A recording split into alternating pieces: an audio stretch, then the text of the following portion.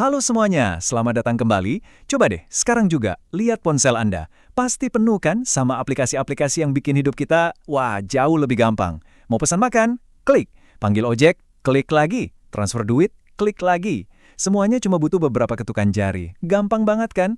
Tapi pernah nggak sih kita berhenti sebentar terus mikir? Di balik semua kemudahan ini, sebenarnya ada harga apa sih yang harus kita bayar? Nah, ini dia yang bakal kita bongkar bareng-bareng kali ini. Kita akan coba lihat sisi lain dari inovasi teknologi yang lari kencing banget ini. Yuk, kita bedah sama-sama. Oke, kita mulai dari awal dulu ya. Pertama-tama, kita harus jujur. Inovasi-inovasi ini tuh emang membawa janji yang luar biasa. Sebuah janji perubahan total, atau yang kerennya kita sebut disrupsi. Jadi, apa sih inovasi disruptif itu? Gampangnya gini deh.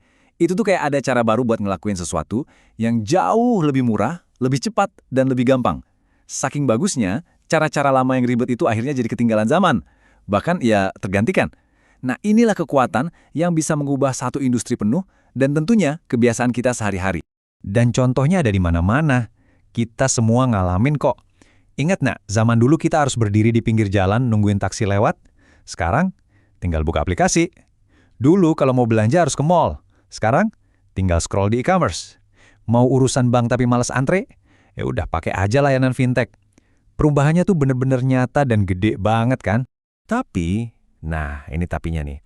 Di balik semua kemajuan yang keren ini, ada semacam buku panduan yang nggak tertulis, yang kayaknya diikutin sama hampir semua startup. Filosofinya tuh kuat banget, tapi di sisi lain penuh resiko. Dan mantranya adalah ini, tumbuh cepat atau mati, grow fast or die. Di dunia startup, kecepatan itu segalanya. Anda harus jadi yang paling besar, paling cepat, biar bisa bertahan hidup. Nah, tekanan inilah yang akhirnya menciptakan sebuah lingkungan di mana, ya, terkadang tujuan bisa menghalalkan segala cara. Terus gimana mantra itu jadi kenyataan? Nah, ini dia beberapa risikonya. Pertama, demi ngejar pertumbuhan yang super cepat, urusan privasi dan keamanan pengguna seringkali ya dinomorduakan lah. Kedua, data pribadi kita itu bukan lagi sekedar data loh. Itu udah jadi aset utama mereka yang bisa dieksploitasi buat cari untung. Terus, kita sebagai pengguna juga bisa dimanipulasi loh lewat desain aplikasi yang sengaja dibikin nipu. Dan yang terakhir, jangan lupa sama orang-orang di baliknya. Para pekerja yang jadi tulang punggung layanan ini, mereka sering banget kerja dalam kondisi yang serba nggak pasti. Kita semua suka yang gratisan kan? Siapa sih yang nggak suka? Banyak banget aplikasi yang kita pakai tanpa bayar sepeser pun. Tapi ada satu pepatah terkenal di dunia teknologi.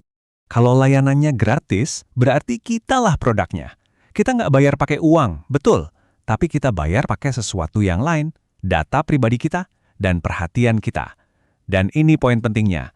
Saat perhatian kita yang jadi barang dagangan, disitulah muncul resiko manipulasi yang gede banget. Oke, sekarang mari kita geser fokusnya sedikit. Kita coba lihat gimana konsep-konsep yang tadi kedengarannya abstrak ini dampaknya ke manusia beneran. Karena percaya deh, setiap klik, setiap pesanan yang kita buat, itu ada konsekuensinya di dunia nyata. Selamat datang di era gig ekonomi. Pernah dengar kan, para pengemudi atau kurir itu disebutnya mitra. Kedengarannya keren ya, mitra. Tapi status mitra ini artinya mereka itu bukan karyawan. Konsekuensinya apa? Nggak ada jaminan sosial, nggak ada upah minimum, nggak ada kepastian kerja. Jadinya, semua resiko bisnis itu, ya, ditanggung sama si mitra itu sendiri. Terus ini nih, pernah nggak ngerasa susah banget mau berhenti langganan sesuatu? Atau, kok tiba-tiba kita udah setuju aja ngasih lebih banyak data, padahal kayaknya tadi nggak ngeklik apa-apa. Nah, kemungkinan besar Anda baru aja kena yang namanya dark patterns atau pola gelap. Ini tuh desain yang pinter, tapi tujuannya emang buat ngejebak kita, biar kita ngelakuin sesuatu yang untungin mereka, bukan kita. Wah, jadi kesannya semua perusahaan teknologi itu jahat gitu. Tunggu dulu, nggak juga. Masalahnya nggak sesimpel itu. Yang kita hadapi di sini sebetulnya adalah serangkaian pilihan sulit, semacam pertukaran atau dilema yang rumit banget. Lihat deh tampil ini. Ini merangkum semuanya dengan baik banget.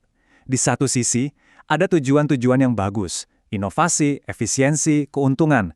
Siapa yang nggak mau? Tapi di sisi lain, selalu ada konsekuensinya. Inovasi bisa aja menghilangkan pekerjaan orang. Efisiensi dari algoritma bisa jadi nggak adil buat sebagian pihak. Ngejar profit, malah perlindungan pengguna yang dikorbanin. Jadi, setiap pilihan itu ada harganya, ada pertukarannya. Oke, ini kan masih teori ya. Biar lebih kebayang gimana sih bentuknya di dunia nyata, coba kita lihat satu contoh kasus ya. Contohnya, perusahaan fintech pinjaman online. Tujuannya kan mulia banget, ngasih akses pinjaman ke orang-orang yang mungkin ditolak sama bank. Keren. Tapi dilemanya di mana? Demi ngejar cepat dan mudah, proses persetujuannya dibikin instan. Seringkali tanpa edukasi yang cukup soal risikonya kayak bunga yang selangit atau bahaya jeratan hutang. Nah, ini contoh nyata banget pertukaran antara ya itu tadi, profit versus perlindungan pengguna. Jadi, apa nih kesimpulan dari semua ini? Intinya satu, dan ini penting banget. Kita harus sadar kalau teknologi dan inovasi itu nggak pernah netral. Mereka nggak pernah ada di ruang hampa, selalu ada dampaknya. Mungkin udah saatnya kita mengubah cara kita melihat kesuksesan. Sukses itu bukan cuma soal seberapa cepat perusahaan itu tumbuh atau seberapa gede valuasinya. Tolak ukur yang sejati itu seharusnya soal keadilan, soal tanggung jawab, dan soal apa dampak positifnya buat masyarakat luas. Dan saya mau tutup obrolan kita kali ini dengan satu kutipan yang menurut saya ngena banget. Inovasi tanpa etika hanya akan melahirkan masalah yang lebih cepat dari solusi. Ini pengingat buat kita semua loh, entah kita sebagai pengguna, pembuat teknologinya, atau bahkan pemerintah. Jadi, pertanyaan terakhir dari saya buat Anda renungkan. Lain kali Anda ngeklik tombol setuju atau nikmatin layanan yang katanya gratis, kira-kira apa yang bakal Anda pikirkan?